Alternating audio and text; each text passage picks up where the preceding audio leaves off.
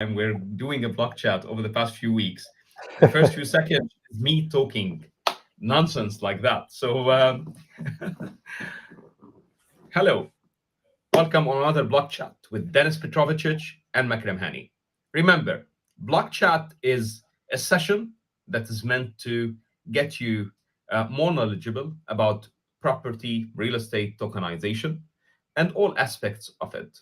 And Blocksquare is a white label provider where we provide you a solution that you can use to run your own marketplace within seconds, no coding, and in a very easy and simple way. Every session, we have tried to answer questions that come across to you. Sometimes we try to answer questions that came across to us that probably challenged us within our week.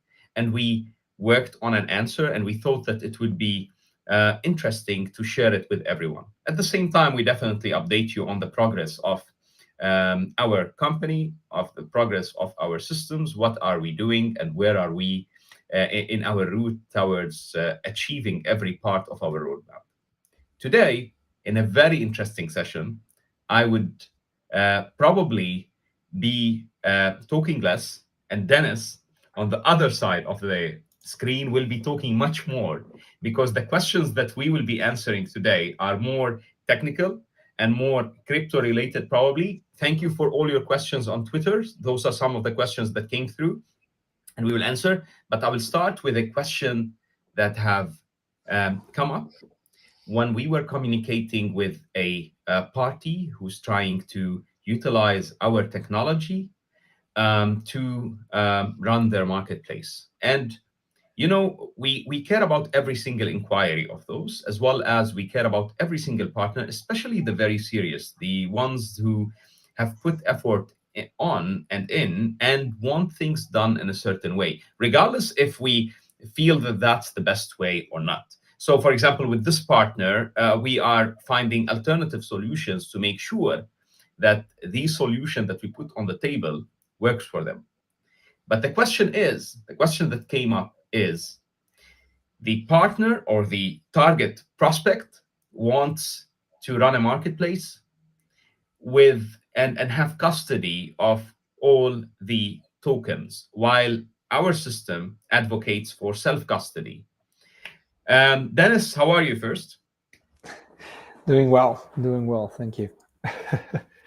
You There was a session, by the way, on a session on LinkedIn that I've seen a few days ago, with you speaking to a channel, yeah. Yeah, And yeah, I wanted to comment on LinkedIn, but then I said, man, cool down on LinkedIn. I want to say you would probably have been better served if the more handsome guy in the team was doing that session. So, and then I said, man, I will be cursed there. So let me leave it there. And then we'll have opinions about handsome. What are you talking about? So, Dennis, what do you believe? Why? What's the difference between self custody and not? What are the solutions available, and why? Why have we launched with such a solution with self custody as the module that we use?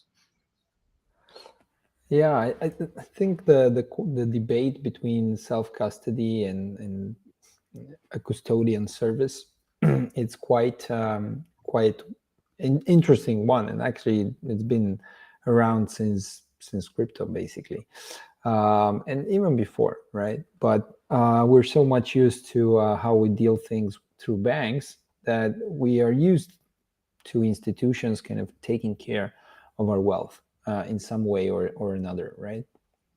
Um, so there's always the question, right? What is going to be the crucial thing to adoption of tokenized real estate, and making things much easier for people to buy and store tokenized real estate shares, if you want to call them. It's something that it's obvious. Like, you want to take away as much as possible of anything that might be a drawback for an end user. And here we as Blocksquare, we kind of are Web3 first. So there's a couple of principles that we really want to kind of Sorry, Dennis, before we grasp. go into that, can we answer what is self custody? What is the Sure. requirements for that? And what's the alternative? And why is, and sorry, what's the difference in adoption or Yeah. the mechanics of it that may challenge adoption? Yeah. So self custody is basically where you control the funds ultimately, and nobody else. So you are also responsible, or you take up on the responsibility of holding those funds. And if you lose them somehow, you or lose access to them, you basically it's on you, right? There's no insurance policy in place that can help you out there, and this is something that comes with Web3 or blockchain technology as such, the ability to really rely just upon yourself to hold any value at all. While as opposed to self custody, you have solutions that are custodial. So you have custodians of wealth, if you will. For instance, if you buy a stock, that stock is not held directly by you, but it's held by a custodial service that kind of brokered this for you, and then now they are holding those funds.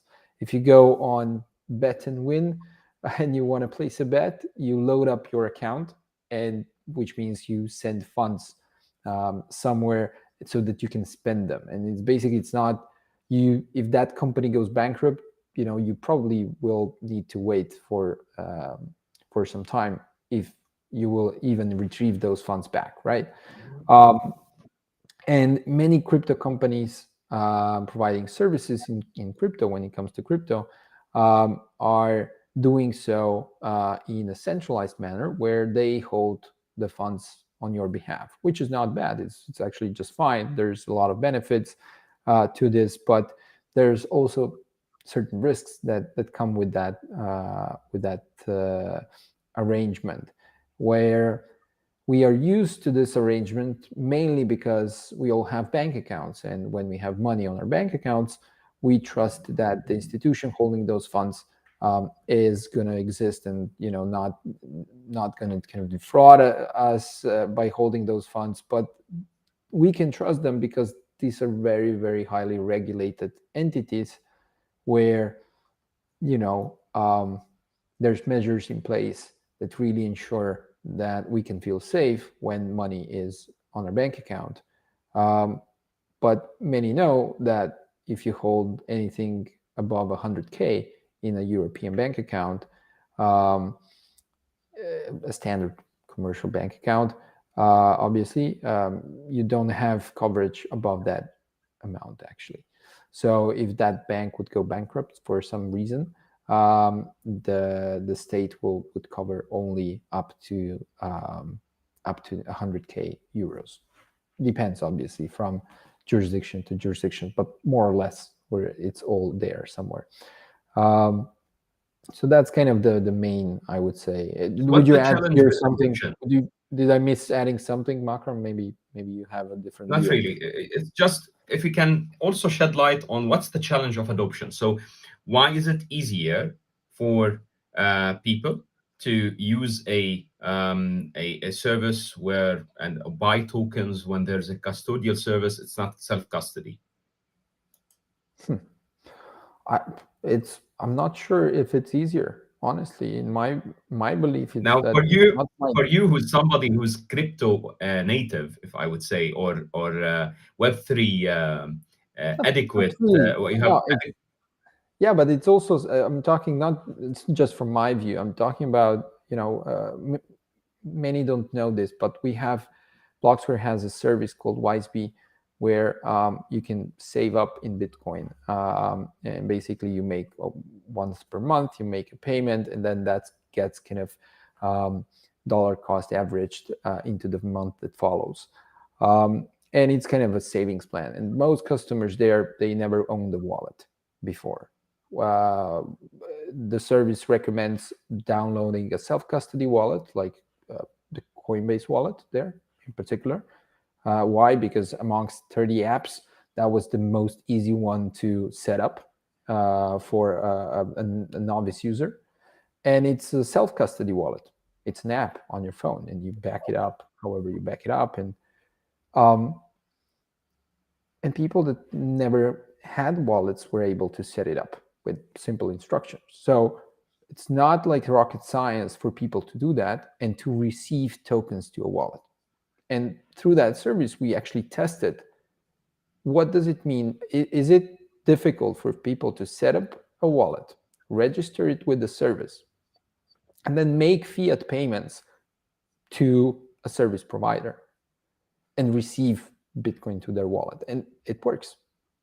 People So do is it. it It's mainly very only, easy to do. probably it's more only the perception then of some people? Because yes, there may be people, if you talk to my father and tell him anything related to a wallet, um, you're challenging him in a way or another. It doesn't matter if it takes one step or five steps, because that generation, not all of it had is wired the right way. I'm not wired probably the right way for most of this stuff. So um, great. Okay, so this is the difference between self-custody and You having a actually custodial are. service. Sorry, you are. You're somebody who's always telling he's not, but you've tokenized some properties, you've staked some of those properties, which means you had to also create a wallet, interact with the DeFi app, and without actually me really pushing there anything to you, you were able Using to it, in test my it out and opinion, do it, and right? knowing, yeah, but using it at knowing, in my opinion, is different. Now, I understand Of that course. people call Yeah. themselves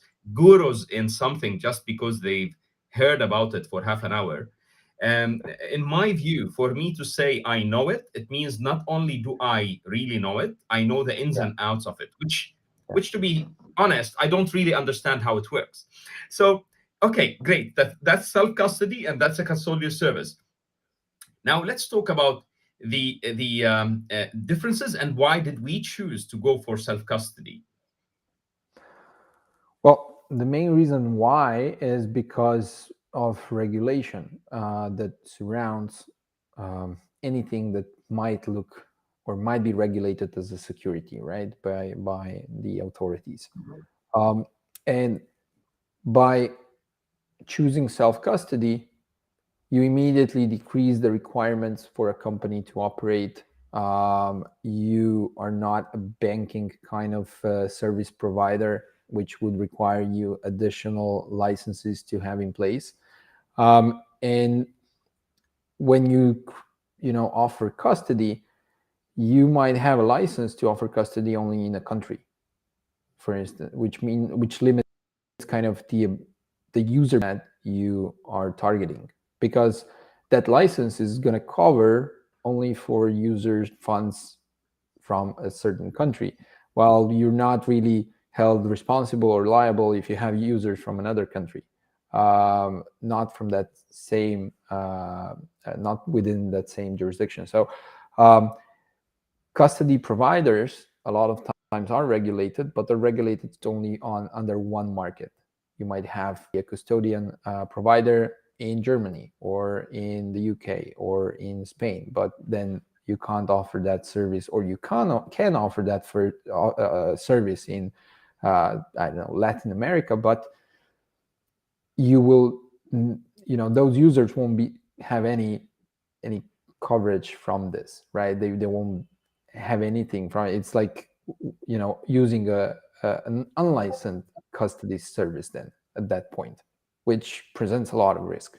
So there's no real, in our research so far, but not research, but the fact is that there's no real global kind of regulator in place that would kind of say, okay, um, if you use custody solutions that we regulate, your users are going to be safe. There's no chance they're going to end up Yeah, losing any funds, if because things might go bad for your operation. You might be doing great, but companies go bankrupt, not because they're trying to defraud people, but it just, the business doesn't work maybe, or the operational team doesn't do the right job, or it's not able to create opportunities, etc. So things happen, right? That's how it Yeah. is, and then people And get screwed over. it's obvious that it doesn't matter the size of the company, because there's companies that have gone under over the past few months that were worth few billions. There were prior, forget about those companies, forget about companies that are mainly dealing with crypto or are 1 or 2 years old. There's companies like Lehman Brothers where it's 100 years old and it's hundreds of billions and it's fully regulated and went under. So yeah, understood. Do you want us to go to some, and thank you for the answer. And by the way, this answer is, and now I will send it to the partner or prospect partner, because again, it's very important for us to be able to service you right and to be able to give you the solution that guides you and your users to the right destination based on how custom you want it and how modular do we have it at the same time.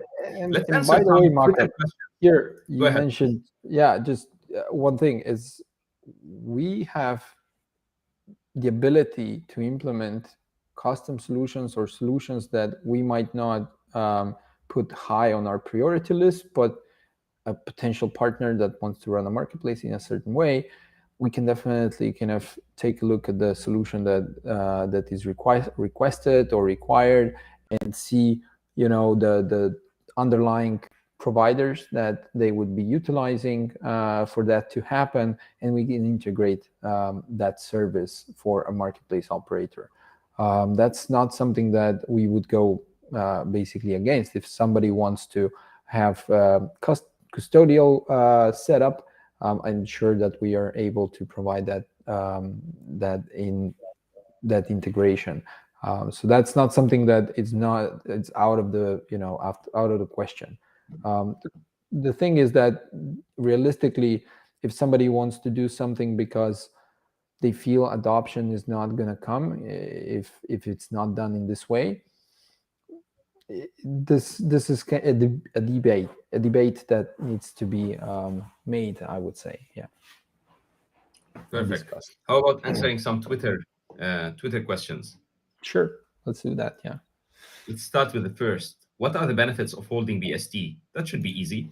Have you thought of that before? Yeah. uh can you answer that one? It's like okay. I'm not sure. I'm still searching for the uh, answer, man. I've been I've been looking for the answer all through. no, it's multiple things, but I think the obvious is, by holding BST, you're basically getting exposure to the tokenized real estate market as such. We see Blocksquare as a company that can hold potentially a quite large share of the tokenized real estate market through various marketplaces, etc. And that impact of real estate assets under tokenization uh, is going to have a direct impact on BST as such. The other part is obviously, as well as a governance token that gives you governance rights, because a part or a big portion of the infrastructure that we are developing, uh, we want to develop it and move it as becoming a kind of a public good, but through obviously governed and owned through BST, holding BST. So if you are a BST holder, you basically can rest assured that the infrastructure that we're building, the most important parts, are actually yours as well. So that's one part. Let me have follow-up questions if you don't mind on this. Sure, go Okay, ahead. so perfect. People are buying BST. Um, Behind it is the underlying technology, the company, as well as the impact of this company, or what whom we're trying to impact is an industry of few hundreds of trillions of dollars. So in general, hopefully you're buying into an infrastructure provider that is building roads supposedly all over the world. Um, if we look at that, Dennis, and we say, okay, so this is the growth possibility that people have. Can you please translate this into how would this impact them? So I own BST. I have bought it because I believe in the structure. I like the team. I don't know what do you like in the team, by the way, if you own BST. But anyway, I like the team, those two guys who come on screen or whatever else. And I like the technology and they're solid and they're not about the hype. All cool. However, and the growth is there. And this is what you want. You want something that has the ability to grow and impact more lives and more people to for it to be worth more. How does this translate to their pockets to someone who owns BST? Well, BST as such is designed as a fixed supply token. So there's always going to be 100 million BST potentially in circulation. That's it. That's the cap, or less. There's also a possibility of creating deflationary elements to it. Right now, I think we're like at 16% of the supply minted into circulation. And there's a roadmap of how the rest of the supply is going to be kind of minted, circulated into, or put into circulation. And right now, the kind of the end game I see here is the infrastructure that will be powering hundreds, potentially even thousands of markets or marketplaces, from private to public marketplaces, dealing with tokenized real estate. A share of those is definitely going to be ours.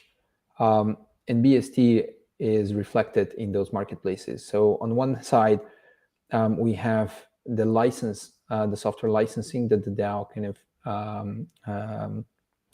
works on or creates revenues, is tied to the token. And here there's quite an interesting calculation. Just make it that if a marketplace operator wants to run at Ethereum gas costs, they need to hold 100,000 SBST, which right now translates into something above 300,000 BST. Like put that on 100 million supply, and you can estimate how many partners there are and then you need to also put in the financial viability of such move. So that's one part. And then the other part is through Ocean Point and the tokenized assets pool, and the revenues that pool will be generating is going to reflect in BST buybacks and which can be either deflationary or distributed to liquidity providers as rewards, and that's obviously governed by BST holders themselves. And so it's kind of a self-governed, obviously, system there. And I think already with these two components, this becomes very, very interesting. The part on the licensing is, people need software and solutions before that market can grow. So, you have an edge. There's a benefit of holding BST right now, even if the market is only in its nascent growth phase. But there's a big benefit, if you hold it throughout that period of growth, and you're a holder at a moment where there's 500 million worth of tokenized real estate assets locked into Ocean Point, for instance. Perfect. So is us getting, or by getting the cash flow of real estate into into Web3, uh, would that impact also the value and the returns for people holding BST in the future? I believe that it might. I don't know how, we don't like to speculate where prices might go. I see a lot of projects that are in the hundreds of millions of market caps, and we're not there right now by the numbers. But I believe that the fundamentals and the tech that we built is definitely able to propel us in, even higher up than that. It should. The thing is that we're building through actual partnerships. We really put a big effort in any client. Potentially, we convert them from clients into partners because they're adding value to the network, and the network is adding value to them. So it's not just a client or a relationship as a software provider, obviously. Even though we get approached many times as such, people think that we're a software provider with a white label solution. We give them a package, here's the software, have fun. But definitely that's not what they get for their money. They get tapped into a network of people who breathe real estate tokenization on a daily basis, understand the various intricacies of it, and the system itself is being built to create unmeasurable value that's beyond the software, right? And that's where really Ocean Point kicks in, and BST is an integral part of that value proposition. In startup world, this is sometimes called a moat, and Ocean Point is the moat that we're building. Perfect. So, guys, to add to that also, and you've mentioned it, there is elements that will or things that will happen, instances that will happen where BST will be burnt, and this will drop the level of supply also available. And with time, because partners, because people engaged in the transactions will need to purchase PST, there will be that dynamic of supply and demand, isn't it, Dennis? And that will also impact the price for those who are interested, or not only interested, because everyone, I believe, is interested in the future value, but for those who are always concerned about the price changes between a period and another. Let's follow another question. When will we see points being implemented on Ocean Point? So let's first, if you don't mind, answer what are points, and then we'll answer when we'll see points implemented on Ocean Point. Sure. So points are tokens, right? But as opposed to BST, points have potentially no supply cap. So there might be a billion of points in time. But to mint a billion points, you need to have a billion worth of real estate backing those points, or of real estate tokens, right?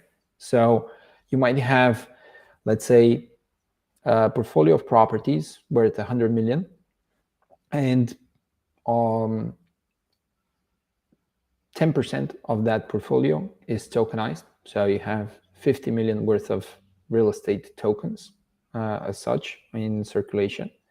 And those tokens might convert into points. That action is basically when a holder of real estate tokens is effectively sells tokens to Ocean Point. And as a compensation, they receive points back based on the valuation at which the protocol is buying the tokens at the time.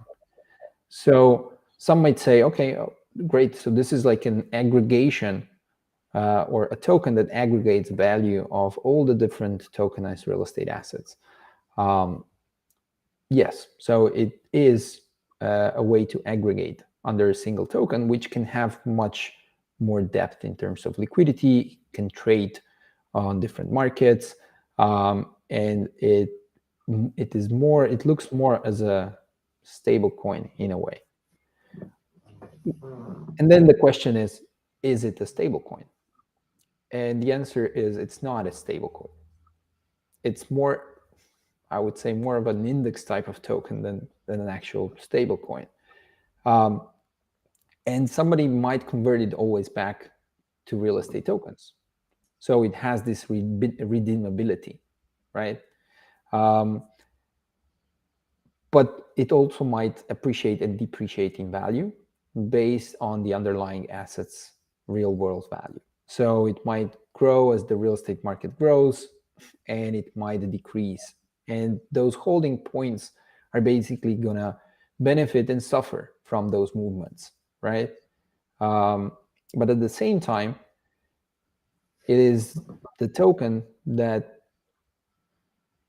locks up or rewards holders of points with the revenues generated by that pool of assets that it converts to. So in the case, there's 50 million worth of real estate tokens locked into Ocean Point, which means there's roughly 50 million or less points in circulation.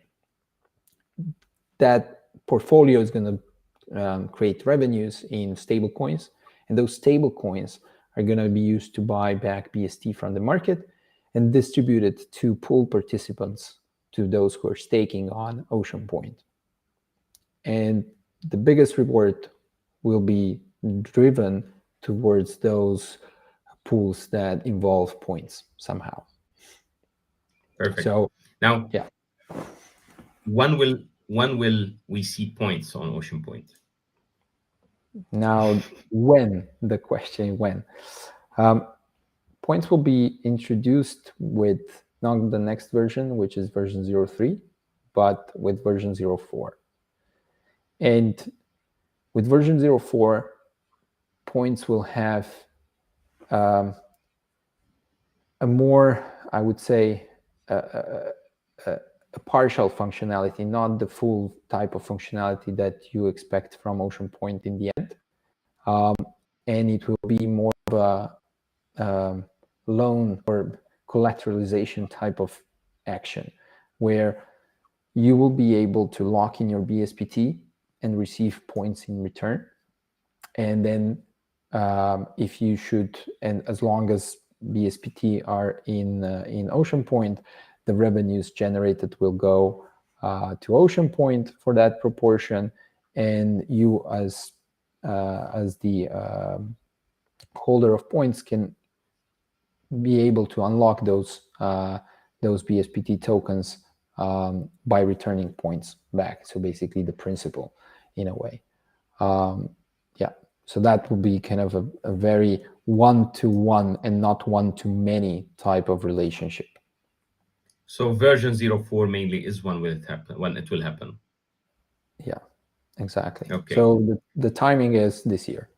Okay. Yeah. So this is a question that's interesting. I'm not sure how much do we want to answer of it. Can one use Blocksquare infrastructure and solutions to tokenize solar farms? If yes, are there any partners working on this?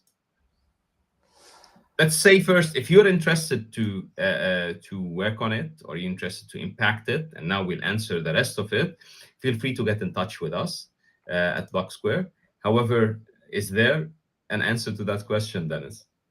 I think I mean the straightforward question is yes, you can tokenize a solar farm, right? It's you basically tokenize the revenues that solar farm is generating, and the land behind it, so or below it, right? So you can essentially tokenize a solar farm, just like you can tokenize, I think last time we were talking about a bowling alley, right? Or something like that. Yep.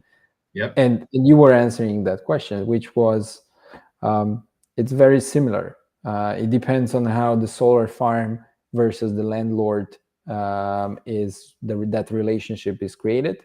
If it's under one company or two different ones. And if there's a lease contract, you can tokenize either the lease contract, or you can tokenize the revenues generated from the solar farm. And Is there any partner working on it?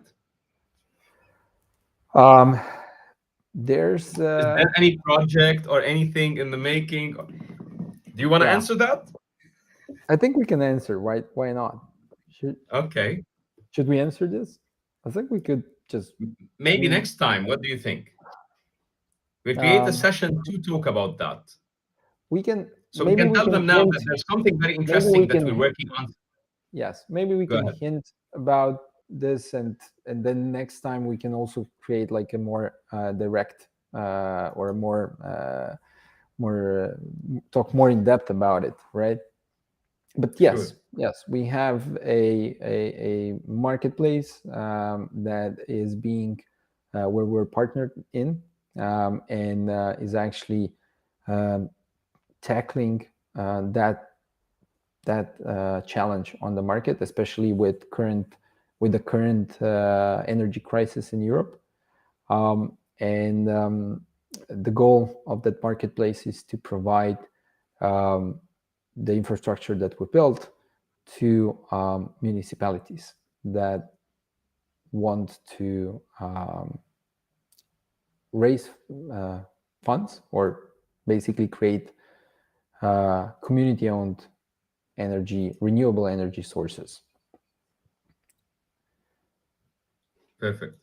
Next time, guys, we will be talking about um, more about it. We'll give you the name, we'll give you much more onto it, and hopefully there will be.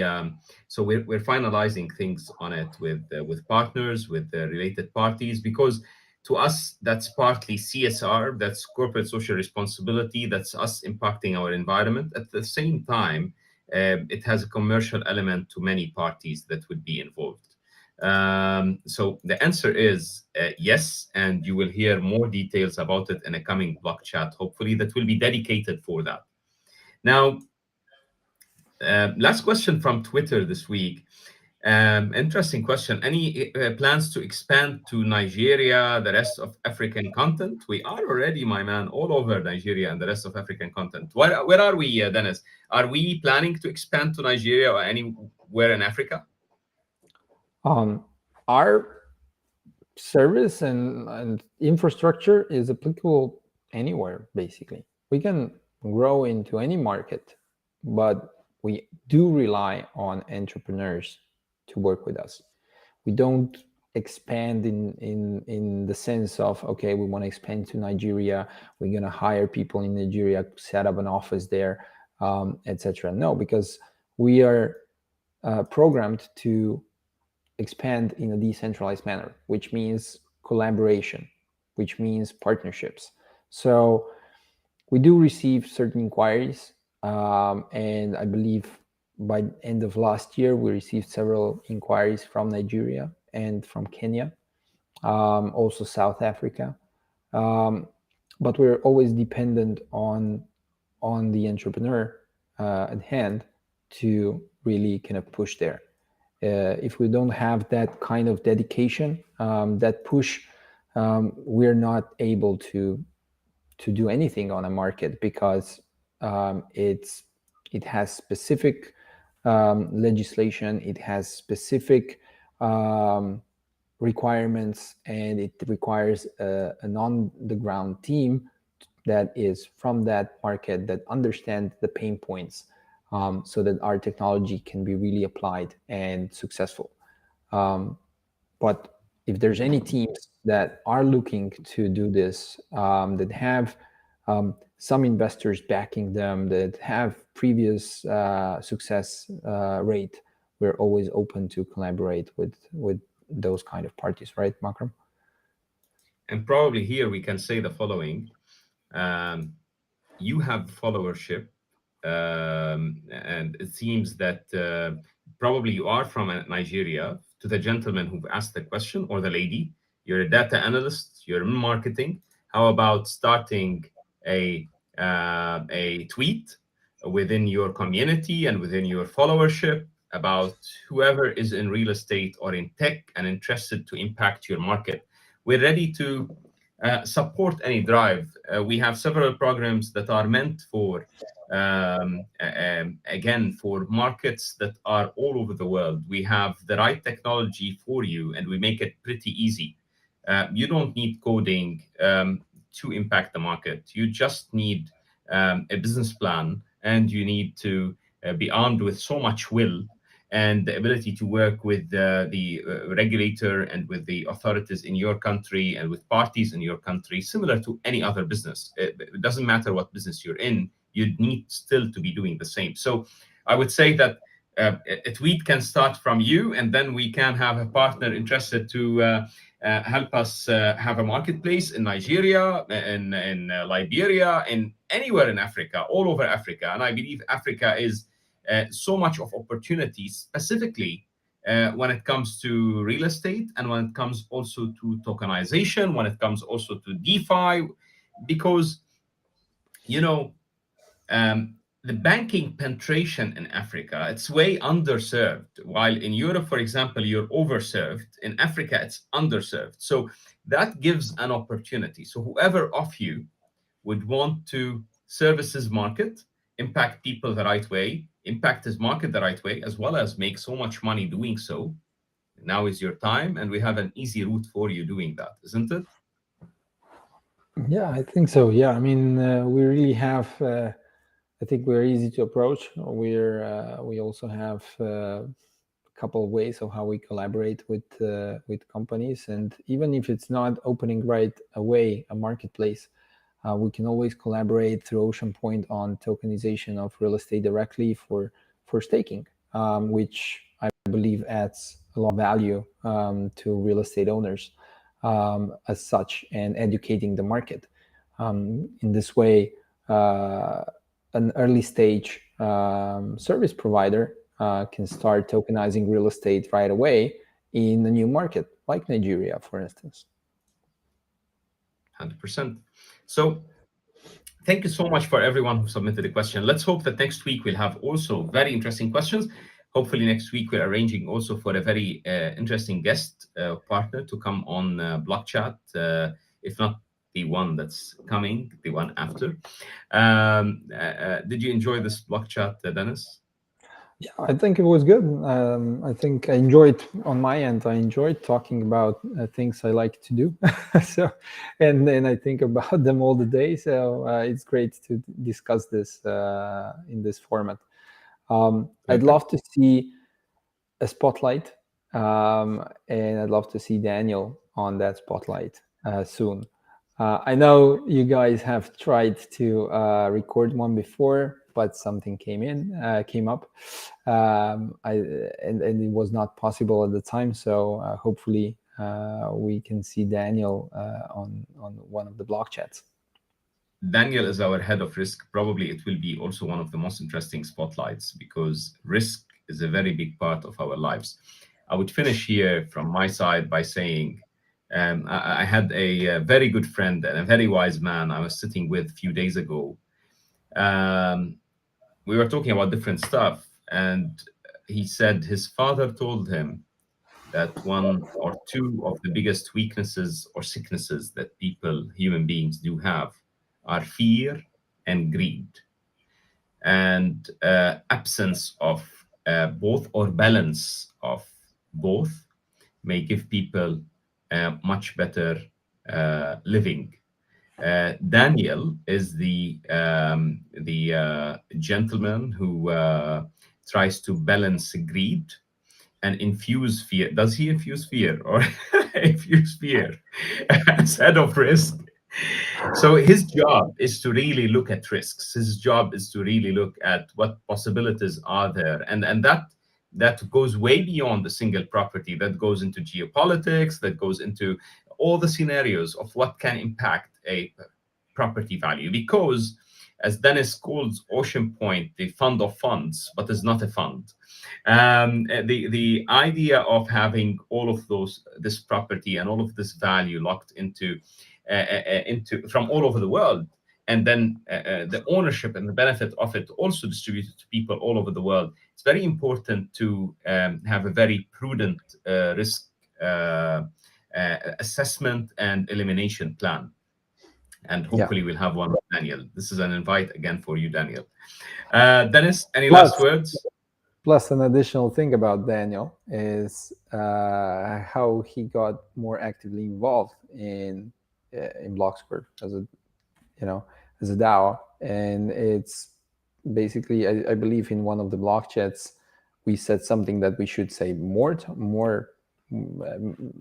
more, is that if you're somebody who works in real estate and would really like to as well impact Web3, how real estate comes into play in Web3, reach out to us.